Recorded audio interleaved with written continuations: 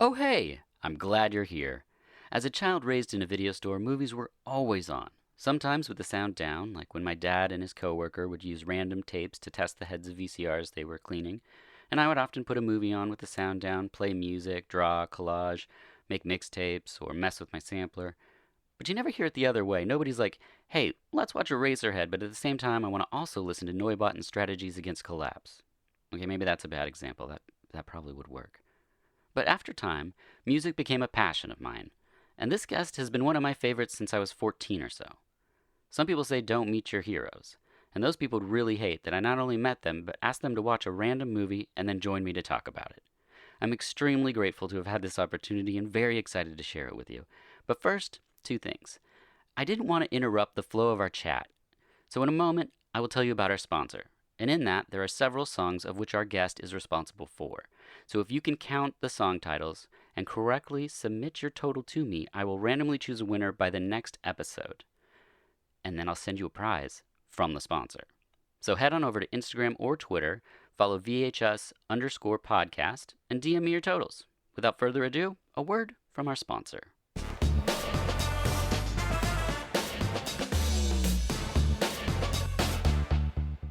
Do your taste buds desire something wonderful that leaves you burning inside? Do your boring meals feel like a stowaway in a quiet life?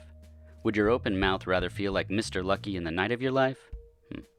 Well, this will kill that. I'm about to tell you point blank so that you have a primal understanding of the mania that our sponsors' sauces induce. It is truly one of my favorite things. Now, you may be thinking, Dirk, you have mentioned no name, no slogan, and you're right. Marshall's Hot Sauce hand makes a delicious line of spicy sauces using only the freshest and highest quality ingredients, free of any artificial madness. Smoked habanero barbecue, serrano ginger lemongrass, red chili lime, and habanero carrot curry are the annual line, but there are several limited edition sauces. Whiskey smoked ghost, bird's eye basil, ghost of a saint, wait, I read that wrong, ghost chili apple. Head on over to marshallshotsauce.com, that's Marshall's Haute sauce.com, and enter VHS Podcast for 20% off. That's VHUS Podcast at checkout for 20% off.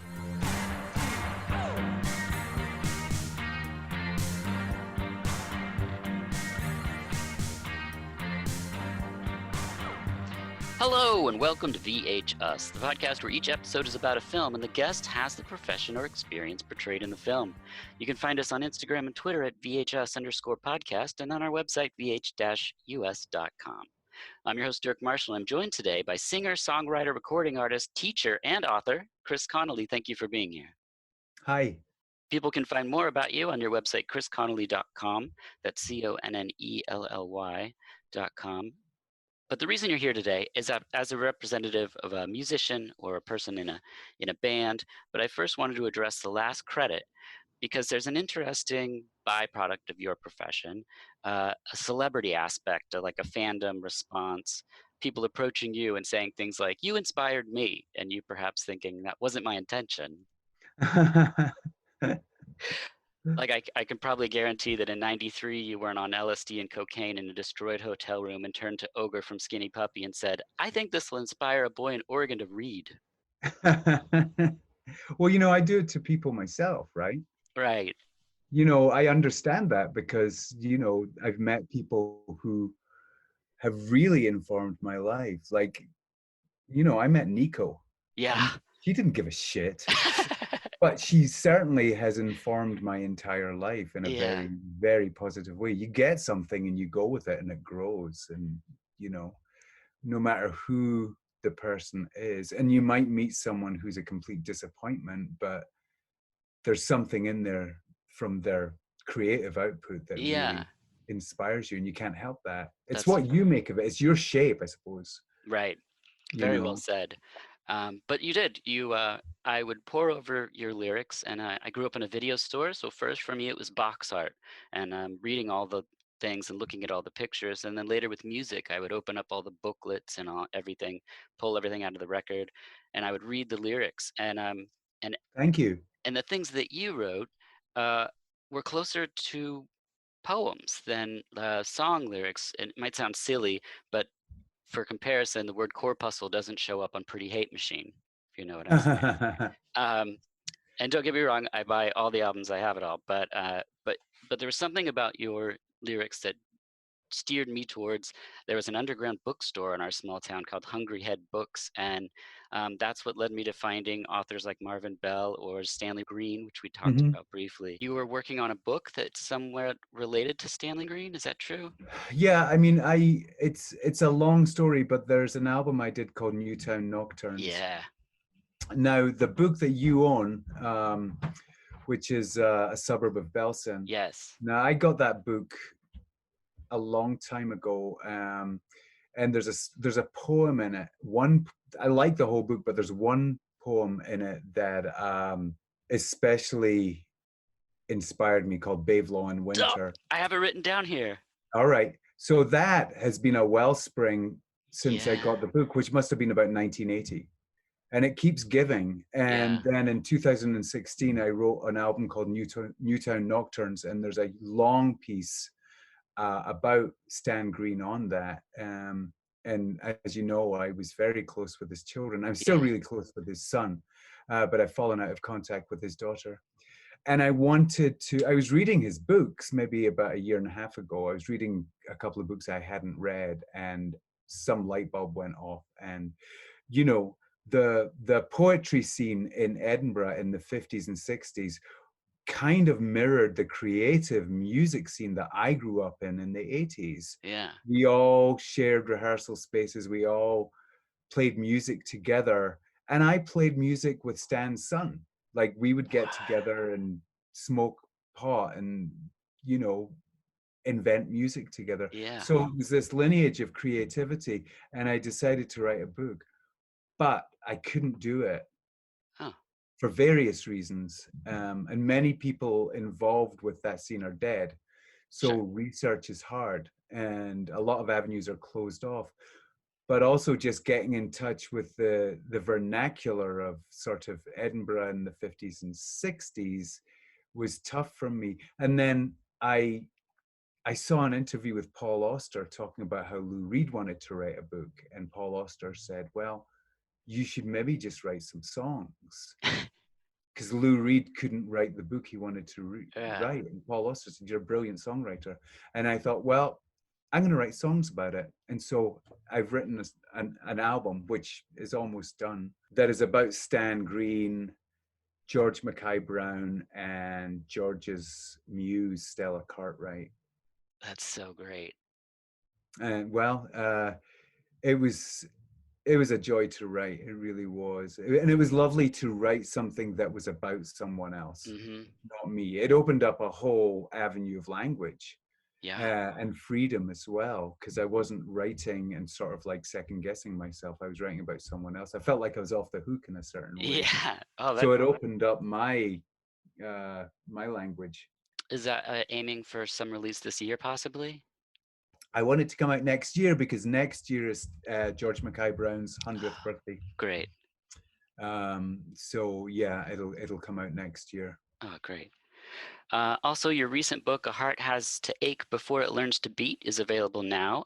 Yeah. I enjoyed your virtual book tour. I'm sorry you didn't get to do it. Oh, yeah, yeah, got it. Here's mine here. Well, thank you. Yeah. Um, yeah, actually, I also have the Confessions of the Highest Bidder, and Ooh. I got this when it first came out. I was over the moon with this, and in early 2000, my friend Brianna and I went to see your solo show somewhere in the early 2000s, and she brought her copy, but I didn't bring mine because I was like, I'm Uh, not going to bother him to sign it. And you were absolutely lovely and happy to sign her book, and then I was oh, so mad good. at her. Uh,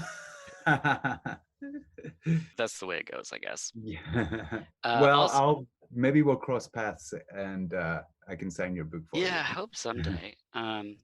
Because you're, an author, the signature makes sense. Otherwise, I don't really understand autographs. It's like asking a sports person to sign something. It's like that's not what they do for a living. Like, why would you want them to sign something? Right.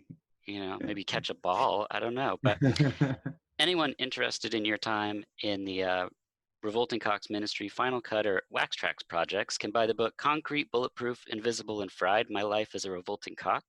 I This book is easily the best for me. like like story about this time and these bands. It's what I would want to know when I was like 15 or 16 and listening to Whiplash Boy Child, and like I wanted these stories. And the way that you tell this so truthfully, nothing's cherished in a way. Like it's Right. Yeah. it's Yeah. just it's a breath of fresh air. And then I didn't know until maybe a year ago that you did the audiobook. And I had such joy listening to that, like hearing you laugh and your It's so hard to do. oh my gosh, your Dave's outstanding on there is the funniest thing. But you also wrote a book called Ed Royal. Yeah. Where did this come from? Um, so right after it sort of came when my son was really young, and I had not because I had a child, but I'd wound down playing gigs mostly because no one was really coming to them. Touring was really hard. Mm, I was doing my thing and opening for bands, and then people weren't interested. So I stopped. I wound down playing live, and I also was taking a break between records, I suppose. I wanted to, well, it sounds kind of pompous in a way, but I wanted to sort of try a different way of writing. mm. And Concrete Bulletproof was a good exercise because I already knew the story, I knew how it Yeah. ended. Yes. And so basically, I put up a big sheet of paper on a room wall and sort of wrote a chronology of when things happened. So that I just filled in the blanks and like try and make it funny, leave out the boring stuff because there's Yeah. tons of that, and try and write a fun book. Ed Royal was I wanted to write a sort of noir Yeah. mystery novel, and I really had been on a binge for years of noir crime fiction. Me and my wife both just devoured it, and I Yeah. still do. But there was a phase where it was just obsessive, Mhm. and I realized that by reading lots and lots of crime fiction, because they're really easy and quick to read, you soon get into the idea of how to get the twist in the tail. Yeah. So I thought, well, this would be a good exercise. And it was, because it was like an exercise in things like continuation. Like, how could this character possibly have done that without doing that? Mm. How would you do that? And I actually had to physically try out things. And I was also really homesick at the time. So it was based in Edinburgh, Yeah. and a certain time in Edinburgh, like the early 80s, which was a certain time, unemployment, and it was a certain time, it was an era, um, and so that's how it happened, and I haven't been able to repeat that process. I've sort of tried to write other books, but it has not happened, and it might not. I don't know. I'm not gonna Yeah. stress about it. Well, that's fantastic. The reason I'm joined by Chris Connelly is because we're brought together by the film Suck. Was this a first time watch for you? Yeah. Okay, great. The synopsis is a comedy centered around a rock band that'll do anything to become famous. Currently, you can stream it on YouTube, Amazon, there's a DVD and a Blu ray. Um, First, we'll just put a couple people in context here. The director's Rob Steffenwick. He's he's the type of filmmaker I like to celebrate because there's something to be said for a quaint indie film shot in one location and they know how much it's going to cost. And there's another thing to be said for someone who's taking big swings, making bold choices, and just going to do their own thing. One example would be the music in this. It's a rock Yeah. band. It could have easily been a metal band, is what would have been the obvious choice to apply the Yeah. darkness and the vampires and whatnot. Yeah. But it's not. And he makes a lot of very creative choices. He also directed a movie called Phil the Alien, which was pretty awesome independent comedy. Cinematographer is Gregor Hagee. Did Phil the Alien, a ton of shorts, and now is working on the Cobra Kai show that I believe is on YouTube. Um, our editor is Michelle Conroy. She's got 40 credits. Ginger Snaps 2, Suck and Splice in 2009, which sounds like a KMFDM album. Silent Hills Revelations, and In the Tall Grass, a Stephen King show that's on Netflix right now. Normally we break down the actors, but for the sense of time, we'll just press play on Suck. We start from within the confines of a room, and it's raining, the walls warping, the electric shorting. Is it raining in compassion or despair? Where do we go to for shelter? And should we use each other? The people are coming down fast in extremes. They're cursing out loud on the streets, men, women, children, and shattered-faced creeps. First, before we start, I have to ask you, why isn't trash on in either of the books that you've written? Well, not either, but the highest confessions of the highest bitter or heart has to ache before it learns to beat.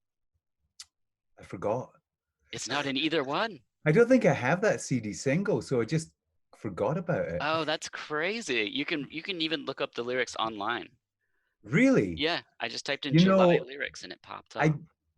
yeah, you know, that's funny. That's an omission.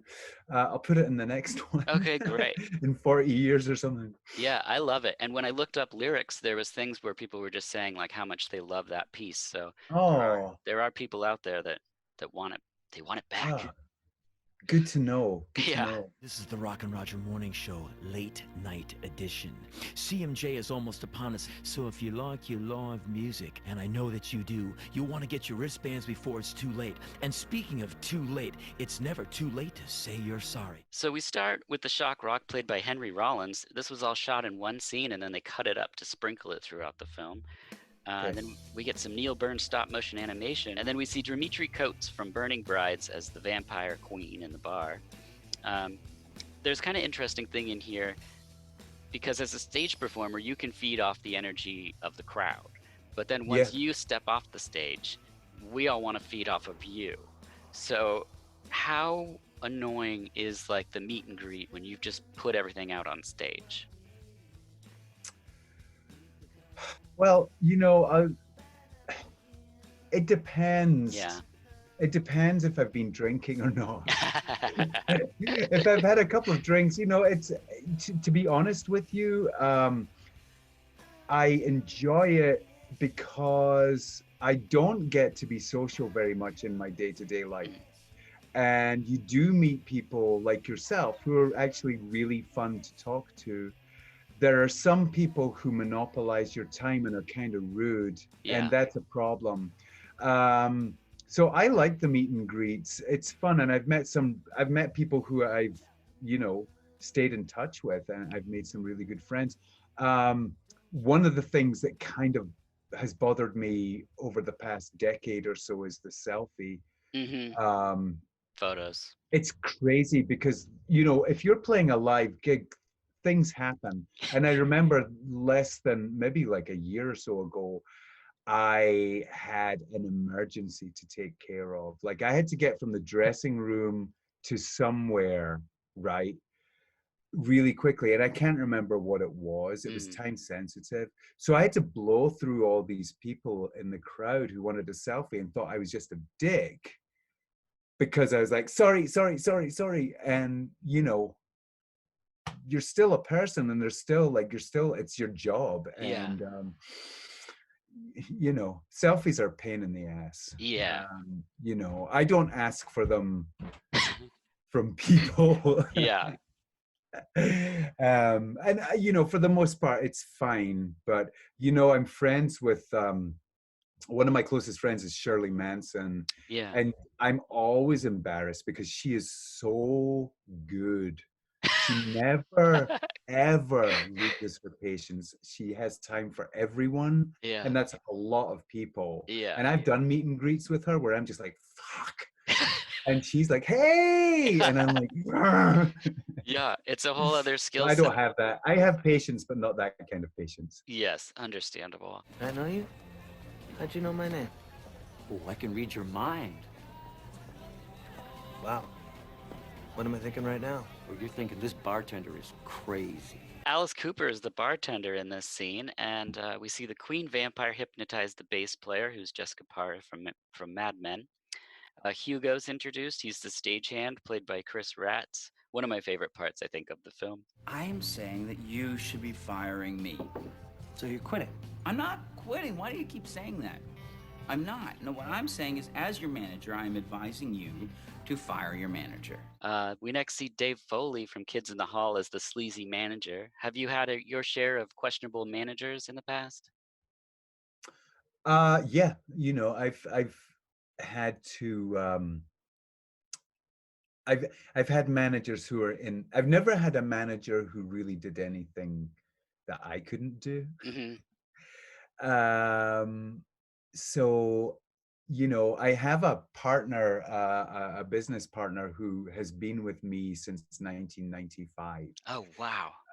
Yeah, she is the person who told me about the internet and wanted to start chrisconnelly.com Yeah. in 95. And she has been there for me since then. And for all intents and purposes, she doesn't manage me because I always will do what I want, Yeah. but she supports me and helps me out with things. And that's what I need. I've tried managers before, but the only reason to do that was to sort of like, well, let's take this to the next level. Can you get me some gigs? Can you get me this? And it's never worked out. Yeah. And then the sort of big time managers that I've been in touch with, I'm just like, you know, it's just sleazy. I don't like it, and it's creepy, and they never get what they want out of me. I always disappoint them. So, you know, the manager in the film was really great because he's kind of so small time, and I've Yes. met my fair share of them before. Like, they're modern,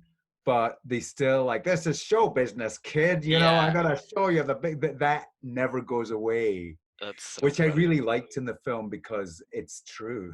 Yeah. He tells Rob's character that he should just fire him because he's just not doing anything good.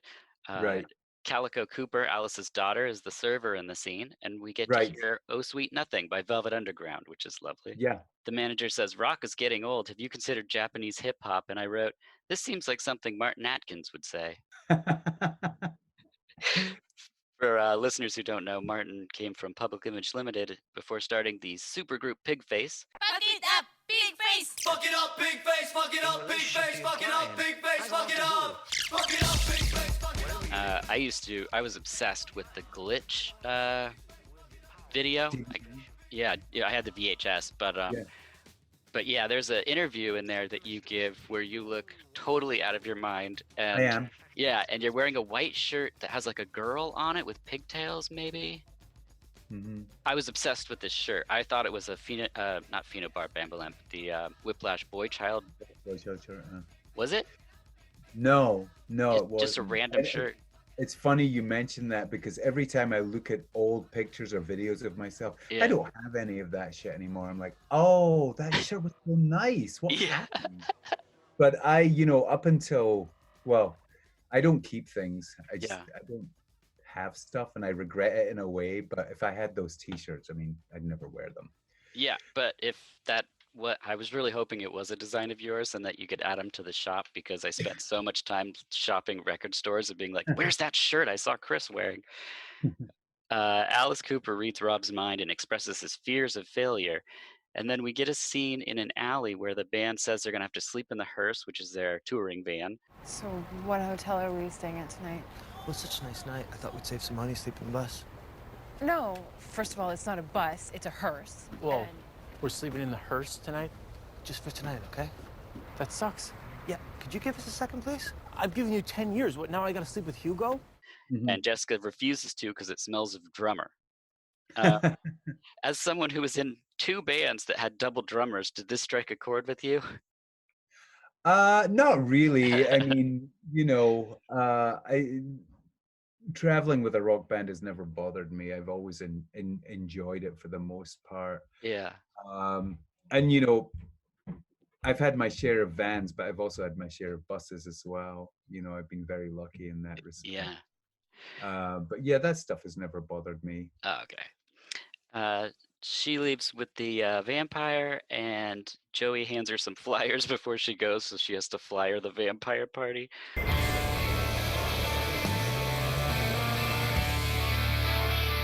The vampire brings her into her lair, and we get the Burning Bride's Flesh and Blood song, which is shot at 48, so Dimitri had to perform it twice as fast for the recording so they could get these like long, slow Oh, right. Yeah, and it's Right. on the spinning chair. It's pretty Yeah. impressive. It's one of those things where I saw it and I was like, this looks like really high end. Like they really did a great job. Well, this sucks. Where is she? It's probably hitched a ride with the Itchies. She'll be here. I know we, man. We're gonna miss sound check. Next day, a bandmate is missing. Did you ever have missing bandmates on your Oh tours? my God. Oh, sometimes it was a good thing. But Yeah. yeah, I mean, I remember, I know he won't mind me saying this, but Ogre used to disappear all the Yeah. time. And there was tours that I remember one tour where the catchphrase was "Where's Ogre?" And there was some times where we just couldn't find him, and it was like 5 minutes to stage, and he'd just disappear. I wish we could get shirts that say "Where's Ogre?" then. Yeah. And I remember Al disappearing before ministry shows and not showing up, and yeah, it's happened. Is that where the title "In Case You Didn't Feel Like Showing Up" came from? Was it about Al? No, at that stage in the game, he always showed up. Grumpy maybe, but he always showed up. Yeah. But it's never happened. I've never been the one who's disappeared. Though I remember having tour managers who I'd torture and threaten to disappear to mess with them. Yeah, that's awesome. Next, we get the Abbey Road homage as the band's crossing the street and entering the hearse. We get a weird 60s sci-fi image, and we learn that we're on a TV set. And this is classic Rob, where he could have had just a boring scene to show that the girlfriend is an actress, but instead he creates this like 60s sci-fi scene. Right. It was like, what's that one film? It's a very famous 60s film. I can't even remember. Danger Diabolic? No, it's even more famous than that. It's some blonde actress. Oh, Barbarella. Barbarella, yeah, it was very Barbarella. Yes, very much so. And of course, the musician's trying to get money from his girlfriend. What are you doing here? I'm working. Yeah, I know. We had a little snack. You want money? Why are you being like that? You don't want money? Yeah, I want money, but there's no reason to be cruel and weird about it. I'm not being cruel and weird. And the band is just mobbing craft service in this scene, which I thought was pretty funny. You said in Concrete Bulletproof that you tour just for 3 meals a day. Was that part of the fun of the tour? Was like you knew where meals were coming from? Well, I was being very flippant with that, but I was talking about pig face. The idea was back then, stay on the road for as long as you possibly could, because when you're on the road, and I didn't have a girlfriend, a steady girlfriend, to the best of my knowledge, at home. If you stayed on the road, you didn't have to worry about anything except playing your shows and having a good time. And for a youngster, that's what you do. I didn't want to have a regular job. No. And you'd have someone flat sit for you and get in the bus or get in the van and stay out. And I mean, I didn't do it as much as some people, but some people just really went from tour to tour, like William Tucker. Like he was determined to stay on the road. He loved it, and I did too. It was so much fun.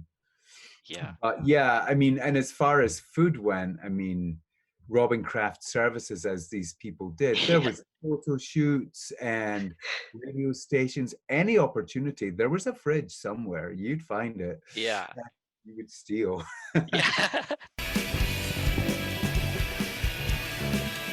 The sound check is at the venue and it sounds awful, and the sound guy says, "Are we cool?" And Rob says, "No, but thanks anyway." Are you a big fan of sound check?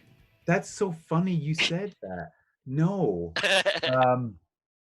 And so many bands I've been involved with have sort of gone out of their way at the beginning of the tour to get stuff down to a fine science so you don't have to sound check. But I have always been really blown away by the amount of apathy presented by house sound people or monitor people. Like I remember playing a gig. It was with Shirley Manson, and you know, she doesn't expect anything, but she does everyone. It's like basic human respect. And Yeah. this sound guy just didn't give a shit and was so offhand to her and to me. And I've actually had these days, you know, if you have some really bad luck, you'll look around during a gig when you really need Mhm. help and they're looking at their phones. Oh no. And oh my God, yeah, you know, some are great and Yeah. some are Right. deplorable. And sound checks can be excruciating, especially if you're working with a drummer. Yeah. You know, they can make such a big noise and it just goes on and on and on. I Yeah. tend to just stay away and say, you know, come and get me when you need me. If you need me, I really am fine with whatever. It's Yeah. gonna suck anyway. Whoa, you look different. I'm not different. I'm the exact same person. No, I just meant like your hair and your... Nope. No, I'm the same old Jennifer. Nothing different here. Okay. Next, Jennifer's back and she looks different, which made me think of in your book when Al has clip-on hair. Oh, he got the extensions? Yeah. Yeah. He did. He got 2 sets of extensions. One was kind of wrong and kind of looked like a toy, a sort of cuddly toy or something like that. Yeah. And got them changed and into sort of more dreadlocky looking extensions. Uh-huh. Yeah. That's so There funny. was always sort of like if we decided to do something as a band, Al would go out and rent the best costume, you know. Yeah. Which is fine, you know. It's all showbiz, baby. You know. Yeah, right? That's Oh, fine. that's so funny. It was one of the things where I was reading in the book. It's pretty early on these things, and I was like, "Oh, this is a totally different thing." Because like you see his name on all these records, and you just think, "Oh, this person's like untouchable," and then you just start right away with just like the hair extensions and things. And I was like, "Oh, that's right. We're all just people, and We he's getting are. dressed up for a show." Yeah. We're next introduced to Malcolm McDowell as Eddie Van Helsing. Eddie Van Helsing? Where's Queenie? Something they had to clear with Eddie Van Halen to be using that name in the movie. If you Really? that, yeah, God. yeah, it's absurd. He kills a vampire that kind of looks like Nick Drake and finds a flyer for the winner's show. And then we get Carol Pope from Rough Trade as the door person. It's pretty fascinating. That's right.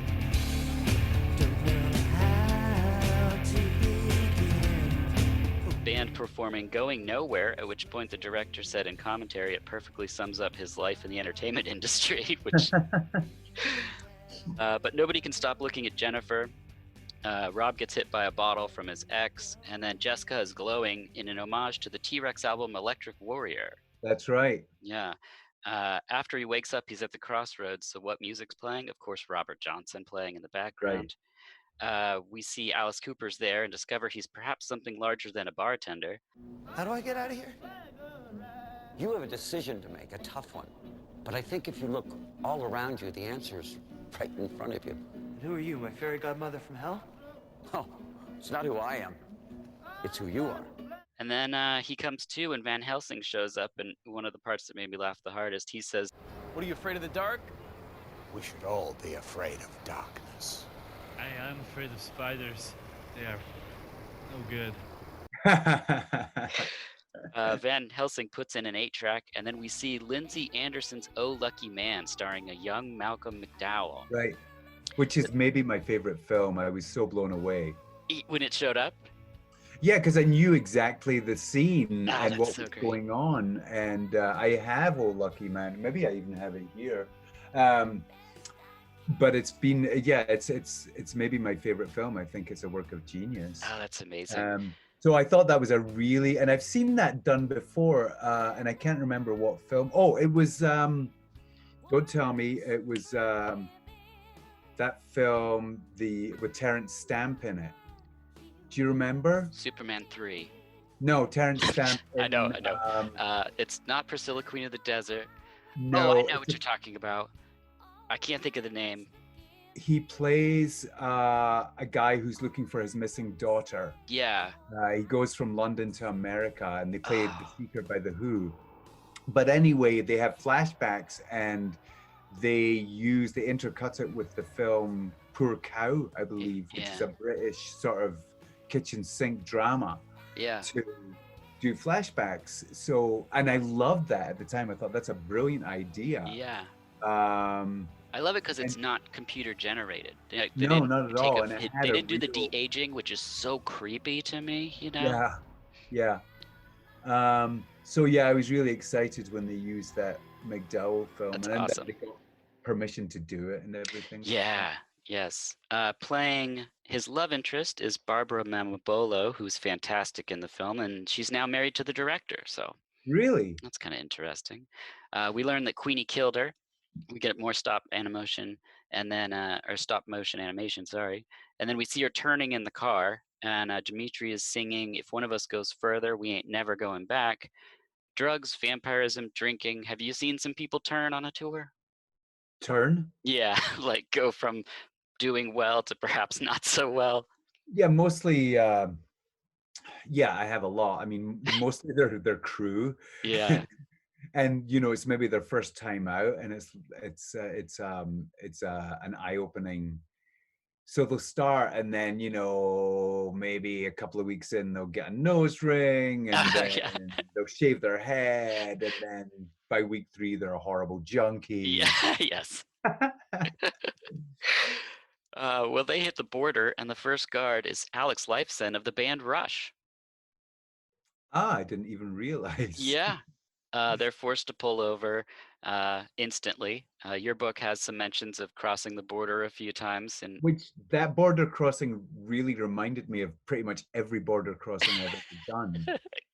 The first time I ever went into Canada, I had to go, I don't know, anyway, they pulled me aside. It was with ministry, so I was just like, I weighed about 5 pounds, and I had dreadlocks, and I was hungover. And you're like 26? Yeah, I was about 26, maybe even younger. But anyway, I remember talking to the guy who was looking at my passport. Yeah.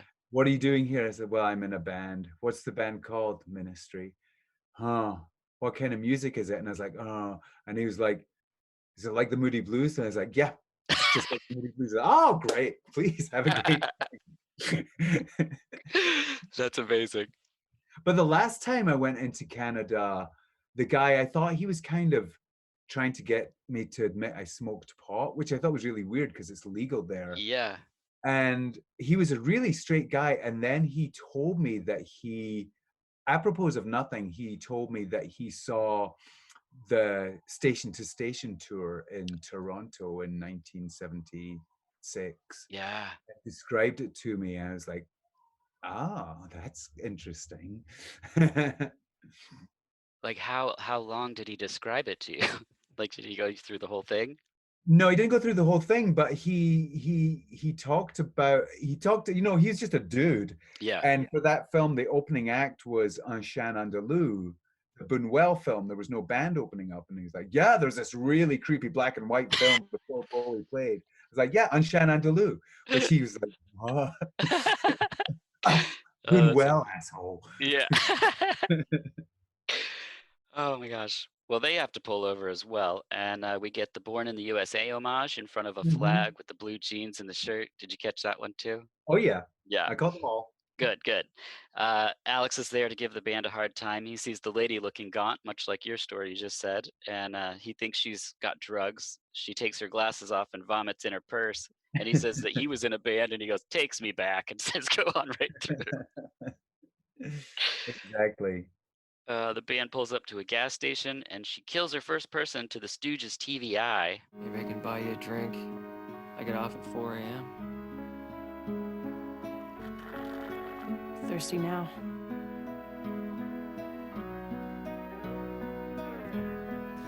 I got a drink right here. You want to suck? Yeah. Yeah, I do.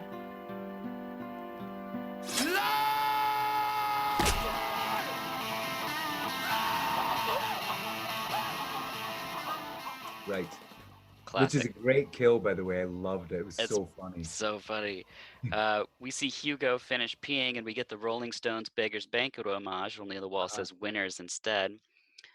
Hugo discovers she killed a man, and she says it's not even happening, but she's like an addict caught injecting, and says that they aren't. It's just like right there, plain as day, and you're like, okay, well, she asks for Hugo's help, and he faints, but he has to dismember the clerk anyway, and she promises him eternal life. She gets in the car and doles out snacks, and then Hugo returns covered in blood and says everything's fine. I know, it's so funny. And then next we see Moby as Beef Bellows and the Secretary of Steak, a band that throws around raw meat when they perform. Which is hilarious because Moby's a vegan. Yes, he's such a staunch vegan that I love that he did this part, because obviously he was in on the joke. But we see the band draped in a flag in an homage to the Kids Are All Right documentary film about The Who. That one I missed the first couple of viewings because I guess I'm not well versed in The Who, but I got it. Yeah, you got it. Moby and the band are all getting stoned. They're out of papers, and Hugo is about to go next door, but then Moby acts a little anti-French to him, so he lets Moby go next door. And well, doesn't go well for Moby. No.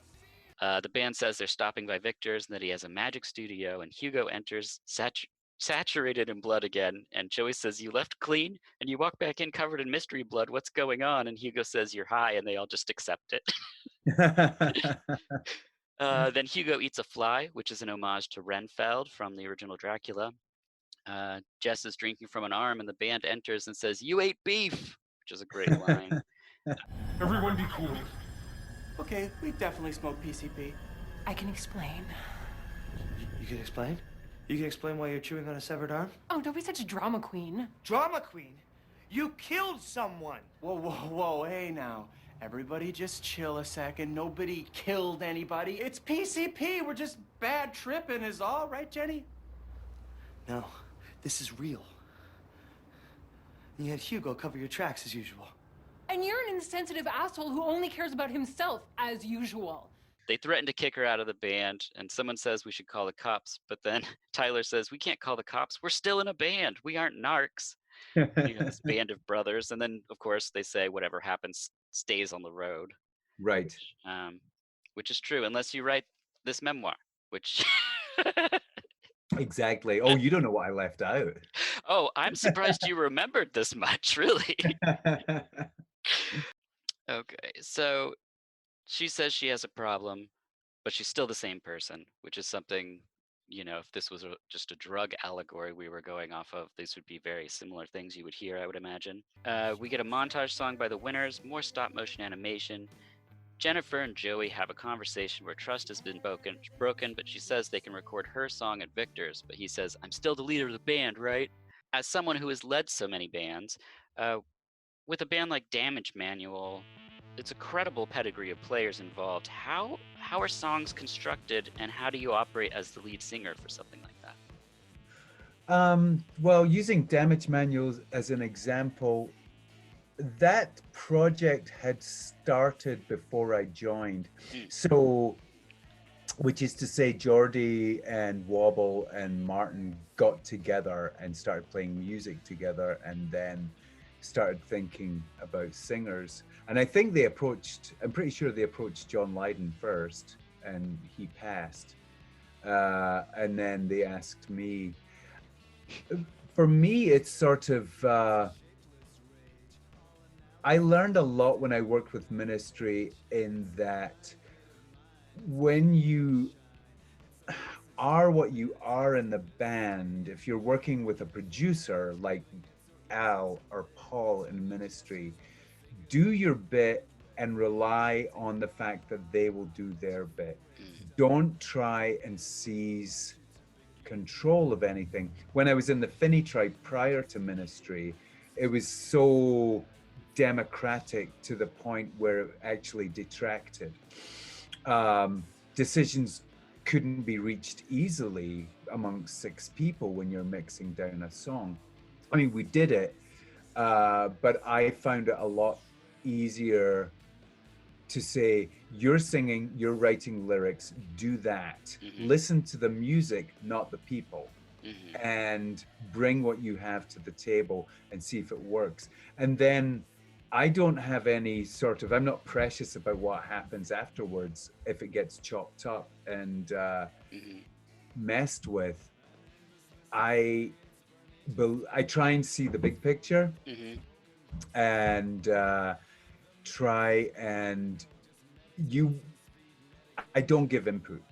Like, okay, don't tell me what to write, but I'm also not going to tell you how to mix or arrange unless it's one of my own solo records. But even then, I give up control very easily. I was very inspired by, like when Miles Davis did Bitches Brew, how much freedom he gave the musicians. Yeah. And for good reason. He had a vision and he chose these people for that vision, and he didn't have to tell them there's 3 keyboard players. That's crazy, but it works. Yeah. And he did it for a reason, and he wanted them to play how they played. He didn't want to get Herbie Hancock and say, okay, Herbie, you're going to do this. Right. What would be the point? So I remember describing it to a bandmate of mine. You're in a play. If you're in a play, you have to do what the director's saying. They don't want you to go off and improvise. Really. The director is there because he's the director. It's not because his ego's so huge. It's because the director or the producer is in that position because they're good at that and they can see big picture ideas. So that's the way I treat things, and it served me well. Yeah. Well, I can tell you that when I was, I think 22 was when Damage Manual started going, I think. And the lyrics, "We have been worthless, we have been safe, with minds belittled by the threat of our own ice age," was like mind-blowing to me. Thank you. It's some of my favorite. I mean, it's something that I quote to people when we're talking like poems and things. I'm just like, yeah, but listen to this. And then they're just Thank like, you. what? Something else that blew me away is they pull up to Victor's and it's Iggy Pop. Yeah. Joey Winter. Hi, Victor. Bring money? Yeah, just one song, and I thought we'd split the publishing 50-50. Oh, yeah, 50% of nothing. He's fantastic in this movie. He is. Have you met Iggy Pop? I did, man. Many years ago, I met him when I was 15, and he Holy played smokes. 1981. What? And he played at the Edinburgh Playhouse, which is like a 3,000-seater theater, and there was maybe 200 people there. Whoa. And I really wanted to get him to sign my leather jacket after the show, and he did. But I waited backstage, I mean, down outside in the alley behind the Playhouse for ages, and he came out and he had 2 ladies with him, and a bottle of Cuervo Gold, and you know, he was wasted, but he was so charming and he has such a big smile. And I'll never forget, you know, he signed my jacket and that was fine. And then this guy asked him, said, "Oh, I'm a really big fan, Iggy. Can I get a ride to the next gig?" What? And Iggy's like, "No, man, and then he betrayed this information. He's like, "Look, I meditate during the day. I just need my peace." And then he said, "Do you need some money?" to the guy, and he's like, "Yeah." And Iggy was like, "I'm right out. Good night." Oh, that's fantastic. I was a fool when I believed there was nothing left for me. So they start recording. Jennifer's recording her song, "I Was a Fool." It's written by Ivan Doroshuk from Men Without Hats, and it's sung by Sarah Johnson of the Canadian band Brand Van 3000, which is pretty interesting. This is meant to show sort of how a track is built. So you see people recording different instruments. It's not the band performing all at once. How does this kind of work for you? Like if we're comparing these two albums, like 2011's Artificial Madness, which is abrasive and charged, like Waiting for the Amateur and Goner are like favorites of mine. It's like all hands on deck, Sonic Assault. It's a brilliant listen on Relapse Records. At times, am I wrong, kind of reminiscent of like Comet or Read and Burn off Wire's Send album? Oh, that's so funny you noticed that. Sand was the inspiration for that album. Oh, okay. Yeah, it really was. That production. It's and that fabulous. sound. Yeah, and actually Graham Lewis is a friend of mine. I remember telling him at the time. But it really taught me a sort of like, to be economical with sound in a sense. And I worked with a producer there, Sanford Parker. And again, that was something where I sat down with him and told him what I was going for. And then I said, you know, you make it work. I know you can. I'm not going to argue with any of the decisions you made. And the way we built that record was I went in with a guitar and played everything to a click track, and then everybody in the band came in and played along with that on another day. Whoa. The only song on that album that's live with me is Compatibility. Because I was it's a cover version, I was sort of teaching the band, and it has a very strange arrangement, so it made more sense to play it like that. But you know, it was kind of, the band came in and played, and then Sanford sort of put it into, like, he took the drum sounds and substituted them for harder drum sounds, and you know, made it into the tightly wound record it is. Yeah.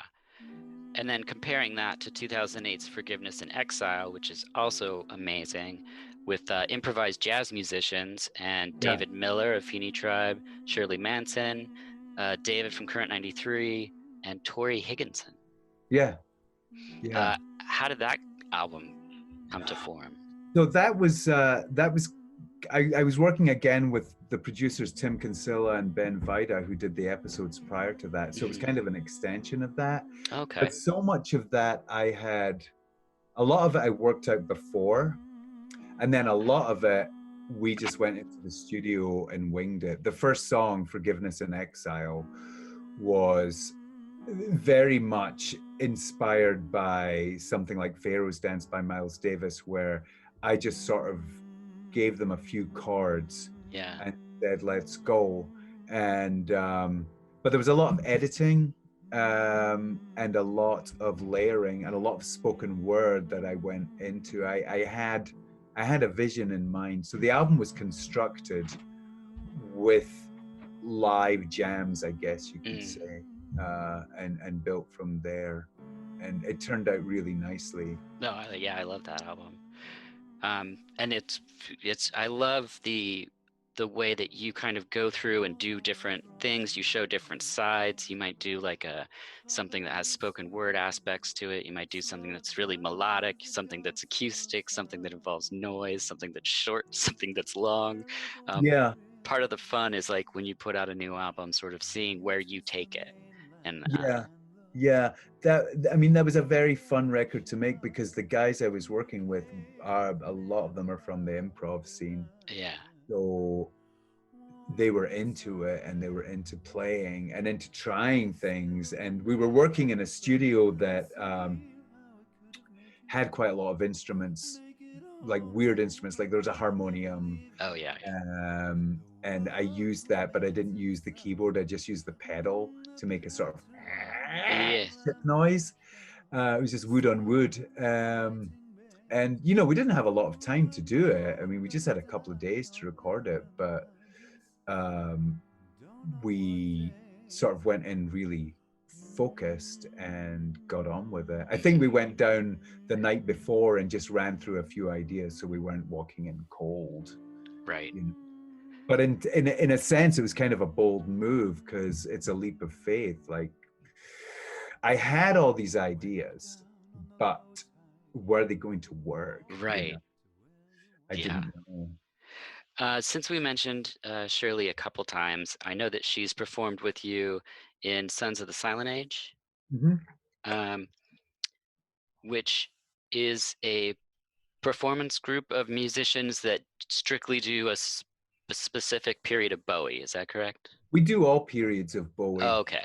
Sort of, we choose whatever show we're doing. We either come up with a set list or decide on a record we're going to play. Yeah, I know it's only live because, as you said previously, he already recorded the songs. Like we already have those. But so what you're doing is a live experience, and I think that's awesome.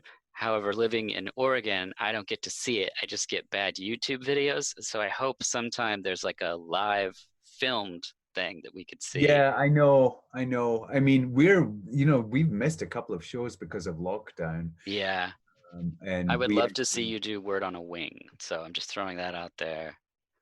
One of the hardest songs to sing. Yeah.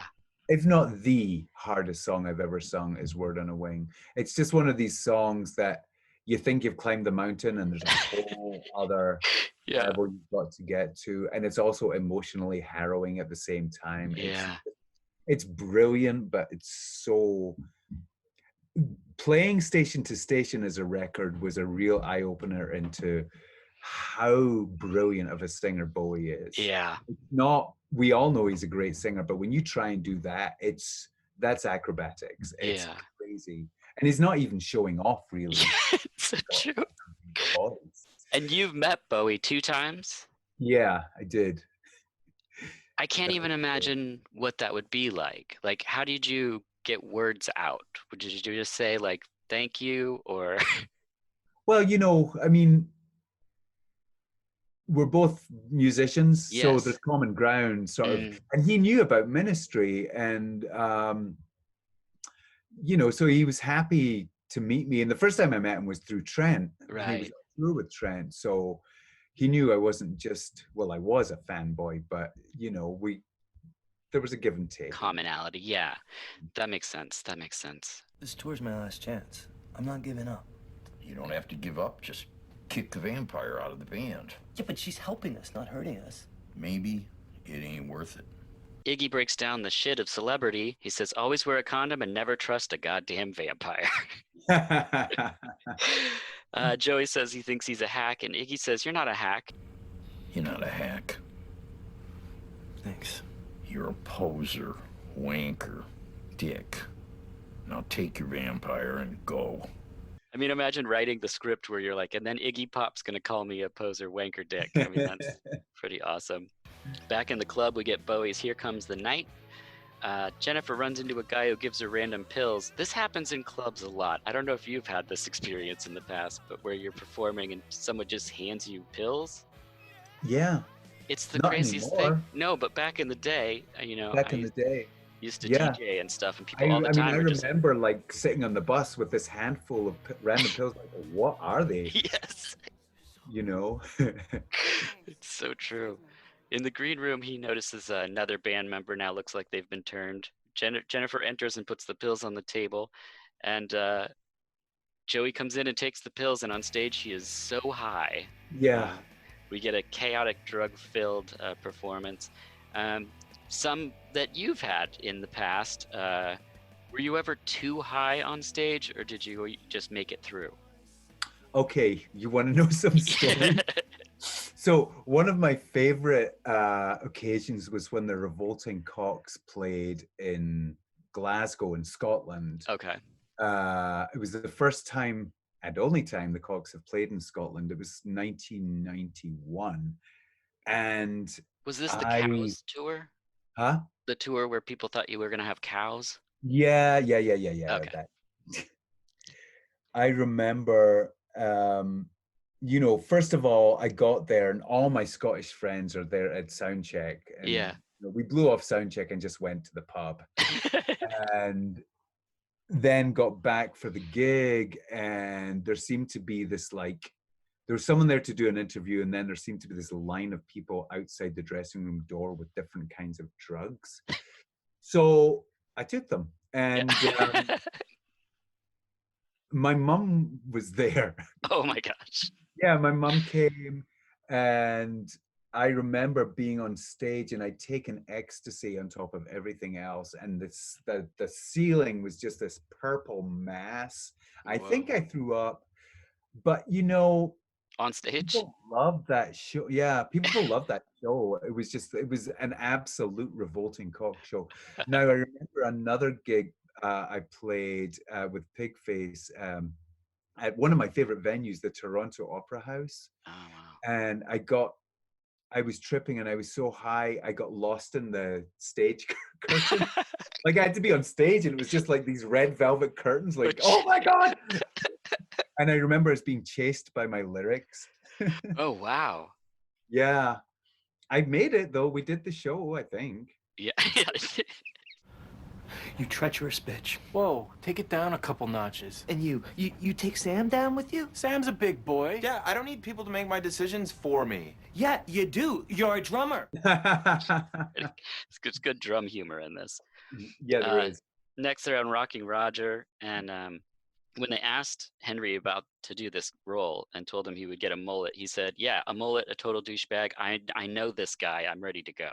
So, how was radio for you? Did you, with the Cox and things, have to go and talk to these shock jock people, or?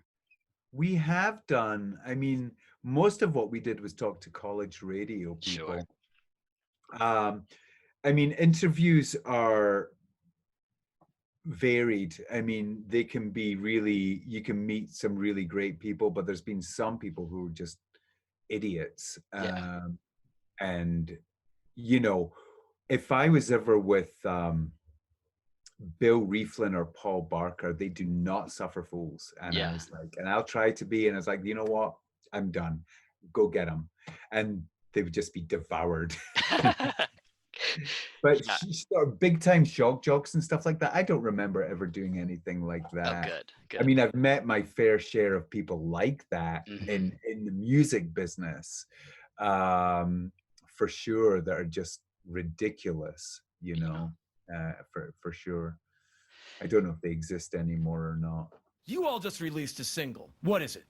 It's called Suck. I've heard it. It does. Oh! Rockin' Roger on the radio, coming right to you live. Did you just say our song sucked on the radio? No! I said it on television. We've hidden the cameras. What cameras? Kids, you all have to lay off the drugs, okay? This is not rocket science, what we're doing here. They're only questions. And like my mama used to say, it's only rock and roll. But I like it. Say it again. Say what? Hey, be cool. No. Do something you're good at. Like sucking. Oh, got you 2 times, Rockin' Roger. And what's up with the makeup anyway? We're not wearing makeup, asshole. We're vampires. Well, they eat Henry Rollins in this scene, so then that's the end of that. And they do it on the radio, so it's a big thing, gets them a lot of publicity. And then we see Rob back on the crossroads with Alice, and Alice basically says, "The band goes on with you or without you, Joey. Vampires are ultimately cool." It's my band. It was your band. Now you have to make a decision. You can take that road to obscurity, or you can join us and never be afraid of anything else ever. He chooses to become cool. In your career, you have performed with numerous bands, but you've also put out 20 solo albums. That's an incredible amount of work. So it's time to play a game, and this game is called Welcome to Real Thing, written by Chris Connelly, or not. I'm going to give you 5 things, and you tell me if you wrote it or if you didn't. Okay. The first one, a million tiny wings that slander gravity. No. It's from Lead Turns into Gold with the High Confessions. It is? Yeah. I wrote that? Yeah. I have no recollection. Wow. I thought it would be a fun game because you've done so much. Number 2, I Love Frogs That Sit Like Buddha. No. Yeah, that's Frogs by Norman McCaig. It's a great piece. 3, Hell is not a place, it's a game you play, a suffer That's every one of mine. Yeah, that's yours. I had to put something from the Revolting Cocks on the list. The clouds like ghosts of breasts. That's me. Yes, Causeway Side, Newtown Nocturnes. Yeah. And we mentioned it before, but that album is so fantastic. Thank you. Yeah. I did that live last year, you know. Oh, no way. It wasn't a tour, was it? No. Okay. I did it one gig only in Edinburgh with Michael Begg. We did it at this beautiful venue in Edinburgh. And it's like, it was the first time I played in Edinburgh for 37 years or something like that. It was really special. Oh, you know what? I think I saw a clip of that online. Probably, yeah. Yeah, okay. That's what that was from. And the last one, I should have picked more because this is fun. Will these dreams still follow me? That's me. That's you. Burning Inside. It's Burning Inside. Do you know what it came from before it was in Burning Inside? Paper Self by the Finny Tribe. Yes. Oh, Finny Tribe or Gallery Macabre? Yeah. Oh my. Yeah, it was Gallery Macabre. You know more than me. I hope the Finnies see this when it comes out. I'll tell them. They'll get a kick out of that. Oh yeah, please.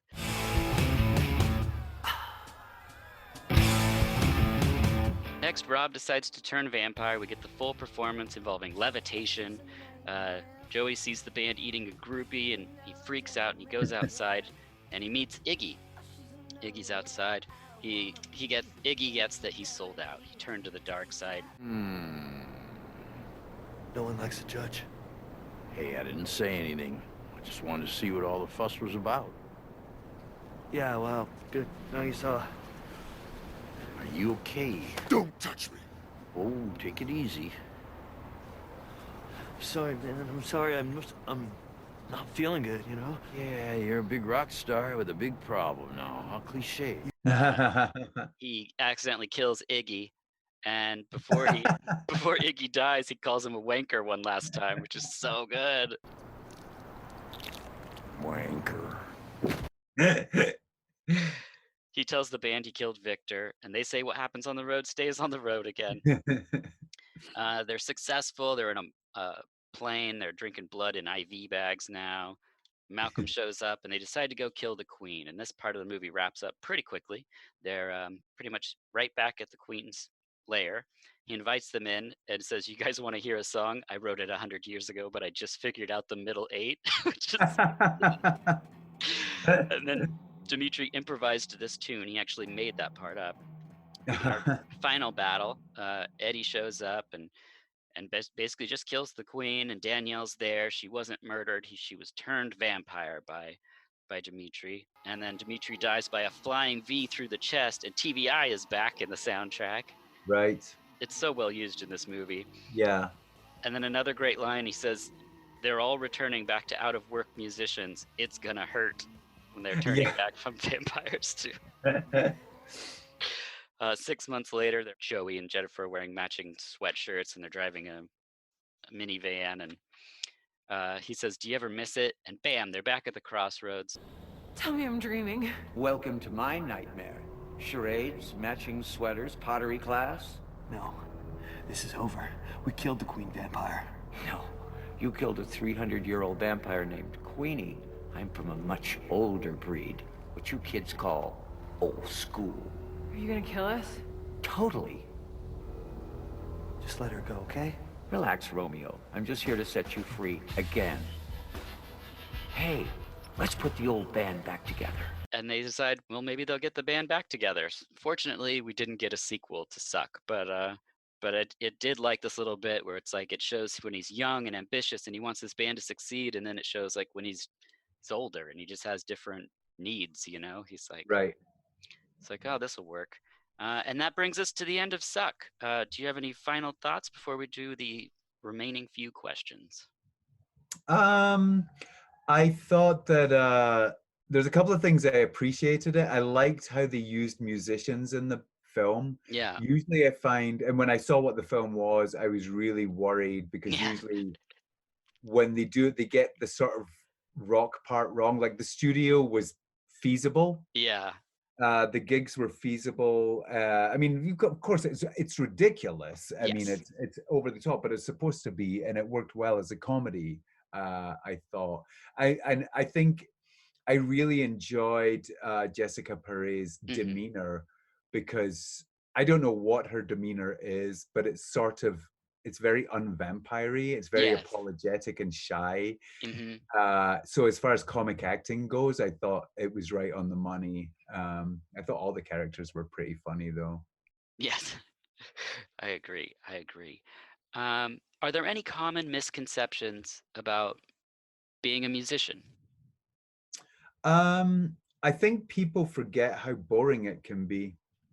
I think people forget that, you know, between gigs is a long time between playing one night and then like playing the next night. It's Hmm. one of the reasons I stopped touring, because it just was of no interest to me. If you're touring on a level that I have been used to touring, which is just not very exciting, you're playing some club in the burbs and the only thing there is, you know, a petrol station or something like that, and it's 8 hours till sound check. Hmm. You know, being in a band is not very exciting. To me, what I've learned as I grew older is that the being on stage can be fantastic, and writing the music can be fantastic. Everything else has the potential to suck quite a lot. Yeah. What is a good day like for you musically? Um, well, I was talking about the album I'm writing right now, recording right now. A good day for me musically is when I write a good song, and I write very, very quickly. I mean, to the point where it's almost frenzied. So if I'm in a writing mood, which is maybe twice a year, I'll get a new crop of songs. Yeah. It is all encompassing, and there is nothing like the endorphin high you get from it. That for me is an amazing, but it's a very solitary experience too. Being on stage with a band is very different to writing by yourself. It's a Hmm. different thing you're using in your brain. Being on stage with a band can be just dynamite. It can be so great. But for me, writing is everything. Yeah. What was the what was it like with Chris Connelly and the Bells? The band? Yeah. I just never. That album is called Chris Connelly and the Bells. The band are actually only on these live tracks at the end. Oh. Most of it was constructed me and Bill Rieflin, Hmm. me and Chris Bruce, and me and Jim O'Rourke. And then once the album was done, I put the band together, which was not really representative of what's on the record. I was adrift at that point in my life in the mid. I was very adrift. I didn't know where I wanted to go. It was sort of right after Ministry and everything like that, Yeah. and after Shipwreck, and Oh, that album's amazing too. yeah, I mean, we put so much energy into Shipwreck, and it was such a huge deal for us that afterwards it was kind of like we were shell-shocked for years. Yeah. That's the album where you said you really started songwriting, right? Yeah, yeah. But I love Fita Bar Bambalam. Mm. And I know that I read the book. I know how you feel about it. Yeah. But it's the only album that's not on iTunes, or one of the only ones. I know. Why is that? I have no idea. And it's funny because I recently reached out to the company that owns all that stuff now, which is the Orchard, but it's one of these giant conglomerates that, you know, no one's going to call me back. Right. Yeah, It's not on Spotify. It's not on iTunes. It's so strange. not. I want to find out if I have the rights to it. Yeah, I hope so, because this is the disc that won't play anymore. I got this when it first came out, and this is the one I bought this year because I wanted to hear it. and this is scratched. It won't play. Yeah. So this came from Australia. No kidding. Yeah. And if you go to, I mean, don't do this because you're the artist, but if someone wanted to read, there's so many nice things on Amazon about that album where people talk about what a masterpiece it is.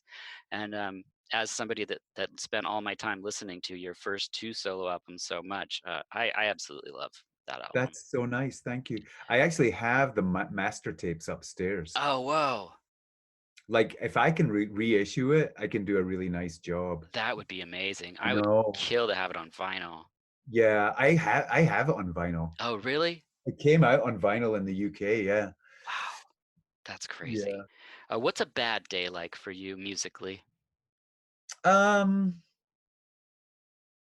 don't really have bad musical days. I feel it's weird, but it's almost a physical feeling I have maybe in my sleep or something like that. I wake up and my hands feel a certain way, Oh, like they want to go to the guitar, and it's not like I have a great idea for a song. It's just a sort of intuitive sense that something is brewing.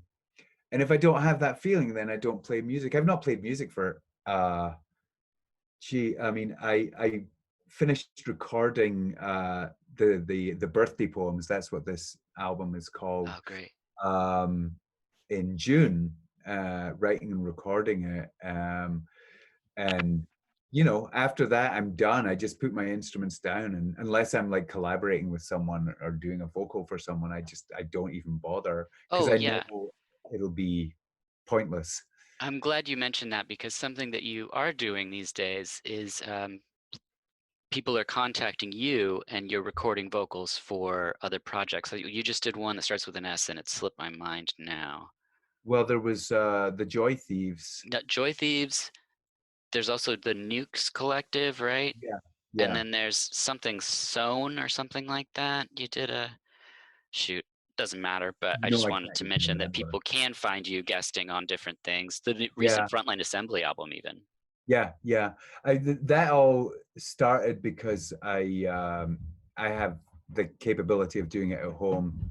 About 4 years ago, I just got a program and bought myself a good microphone, and it's really opened that stuff up a lot. Black Needle Noise is Oh, something. right. There it is. Yeah, I mean, which I really enjoy doing that stuff, but I can do it at my leisure in the rock noir, just sort of when I can. And before, when I did collaborations, it was like, well, can you find me a studio or you know? And now I can just like send the files to people, and it's very liberating Yeah. being able to do stuff by yourself.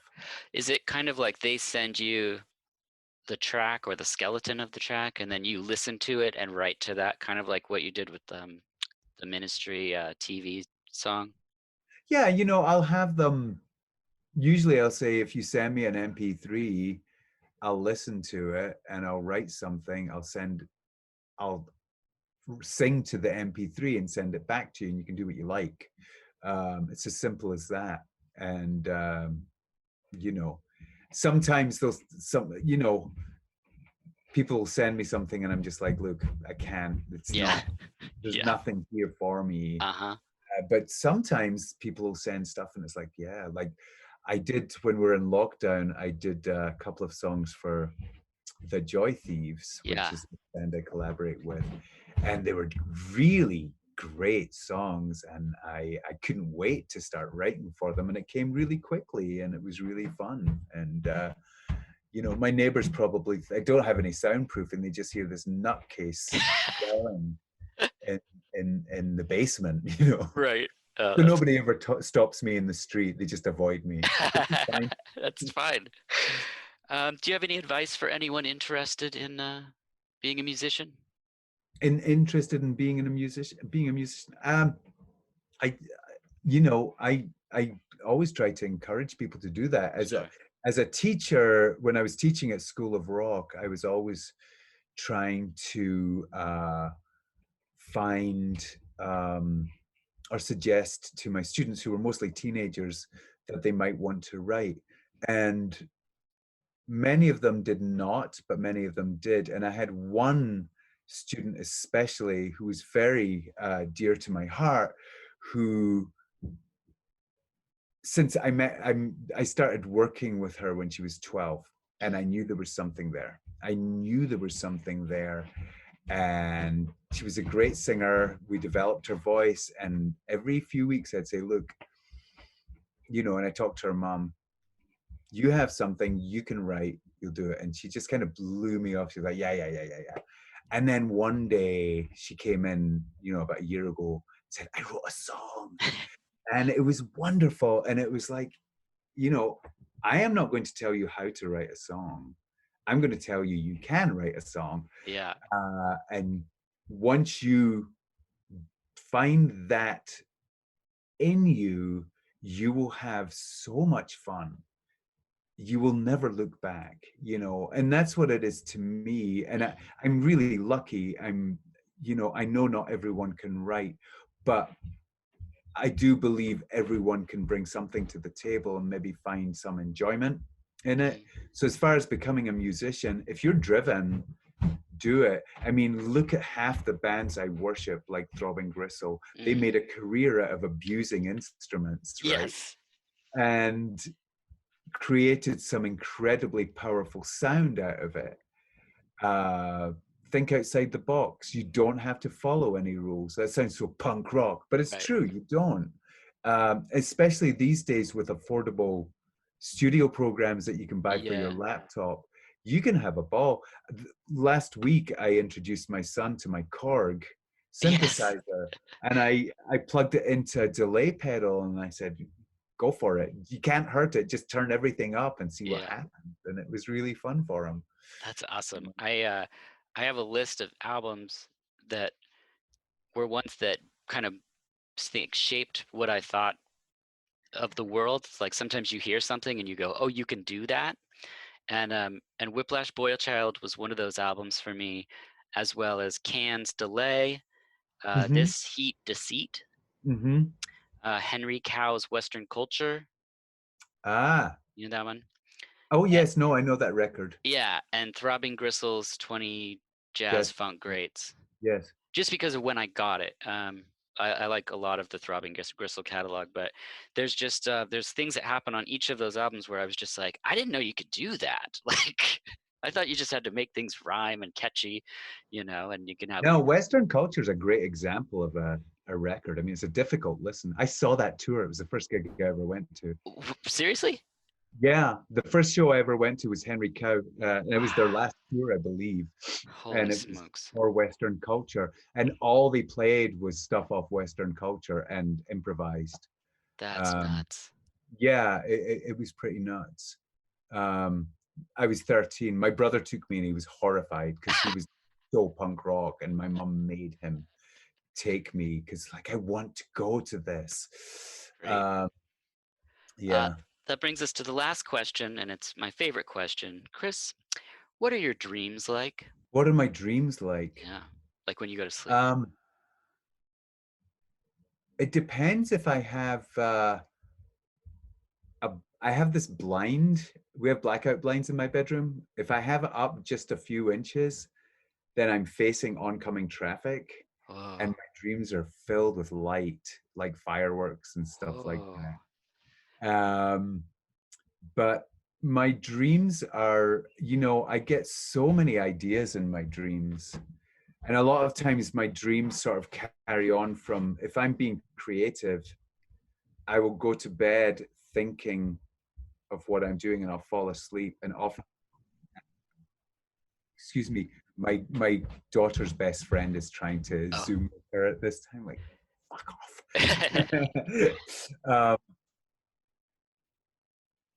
So my dreams can be pretty what? Light. Oh, light. Filled with light. Yeah. Awesome. Well, Chris, thank you so much for doing this. Thank you for watching Suck and taking the time to discuss it. It's so fun. You've done so well for yourself. Not a shabby career for starting with a broken leg, I'd say. Thank you. One last question. What is the origin of the Wrong Fucking Century, Darlin' off Pigface's Welcome to Mexico, Asshole? Wrong fucking century, darling. Wrong fucking century, darling. Wrong fucking century, darling. Oh, yeah, I think that was the Metro in Chicago. And, you know, I was in Pigface and kind of, I think at the time I'd fallen out with Al or something like that. And so I was on this huge anti-ministry kick and just being an asshole, and somebody yelled out, a Ministry song from the crowd, and I went, wrong fucking century, darling. Sort of giving me the idea that, well, Pigface are light years ahead of what they're doing, which was untrue. Right. I was just being a dick. That's the origin of it. I was being a tool. I've always wondered. Well, thank you so much, Chris. Thank you so Great. much. It was a real pleasure. Woo! Oh my gosh. I can't even explain how I feel right now. Thank you for listening to this episode. It really feels like a souvenir from a dream, if you will. I just wanted to tell you that Chris Connelly's new album is entitled Graveyard Sex, to be released the 11th of November 2020, which is also his birthday, and my wife's birthday. So let's wish Chris a happy birthday by picking up Graveyard Sex on Armalite Industries. The track you're hearing now, though, is Ghost at Bavelaw, an unreleased instrumental from an album that will come out in mid-2021. A real treat to end this episode on. Thank you again to Chris Connelly for being a ghost of a saint and participating. Thank you, Martin Atkins, for being you, and for the pictures I posted on Instagram. And thanks to my producer, JL, and our sponsor, Marshall's Hot Sauce. Until next time, I'm Dirk Marshall, and this is VH Us.